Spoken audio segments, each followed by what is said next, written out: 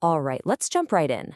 We're looking at a really fascinating story today, a case study about how a huge Fortune 500 company facing this massive wave of sophisticated fraud didn't just play defense. Nope, they went on the attack. This is the story of how they built a digital fortress. So this is the big question, right?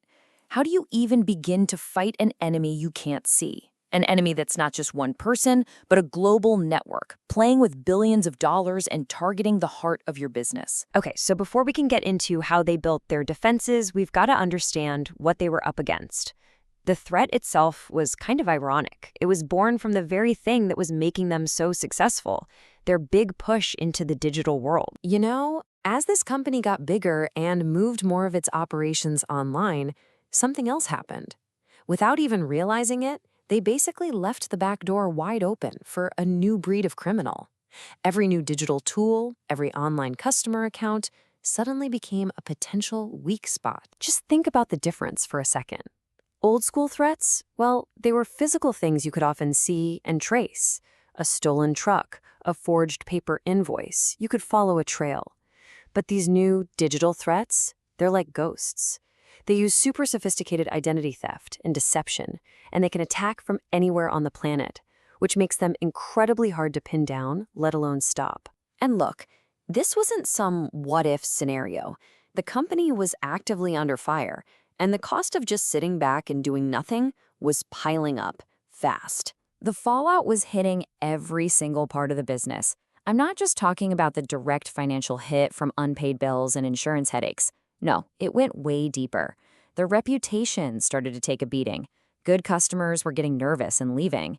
And it even hit morale. Staff turnover was on the rise.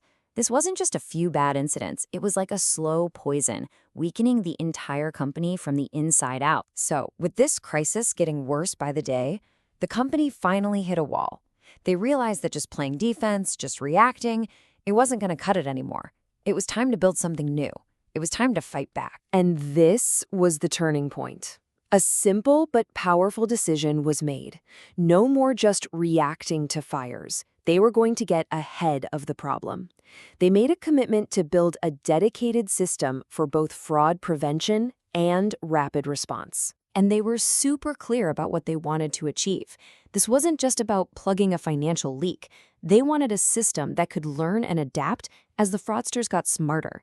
They needed to get the entire staff clued in on fraud awareness. And this is huge. They aimed for 0 false positives, meaning they couldn't afford to accidentally block or annoy their real paying customers. And of course, it all had to be lightning fast. Okay, so that was the mission. But how exactly were they going to pull it off?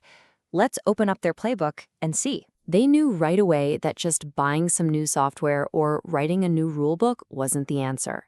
Their strategy was much smarter, built on 3 core pillars: empowering their people, supercharging their tools with automation, and completely rethinking their processes. So here's where the rubber meets the road. First, for the team, they literally created a new job, the fraud specialist. They built training programs and held workshops for everyone, turning the entire company into a first line of defense. Then they built an incredible tech command center. Think of a dashboard powered by tools like Tableau and SQL, giving them a real-time view of threats. And they used stuff like Monday.com and Zapier to automate and manage cases smoothly. But the process innovation, this is where they were absolutely brilliant. They developed industry-first ways to verify transactions. And get this, they even started working directly with ICANN, the internet's governing body, to proactively hunt down and dismantle fake websites that were impersonating them. Now that is a counterattack. And the whole point of this was never to just put out the current fire. They were building something for the long haul. A system that was scalable, so it could grow as the company grew, and sustainable, so it could evolve and keep them safe as the bad guys inevitably got smarter. So the plan was solid. The big question is, did it actually work? Well, the numbers really do speak for themselves. Let's break down this victory. First up, a stunning 99% detection rate.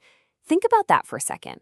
For every 100 fraudulent attempts that came their way, they were catching and stopping 99 of them. Just incredible. So what does catching 99% of fraud actually do for the bottom line?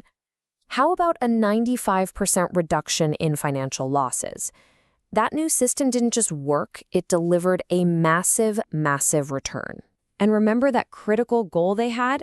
Accuracy? Well, they nailed it. A perfect 0% false positives.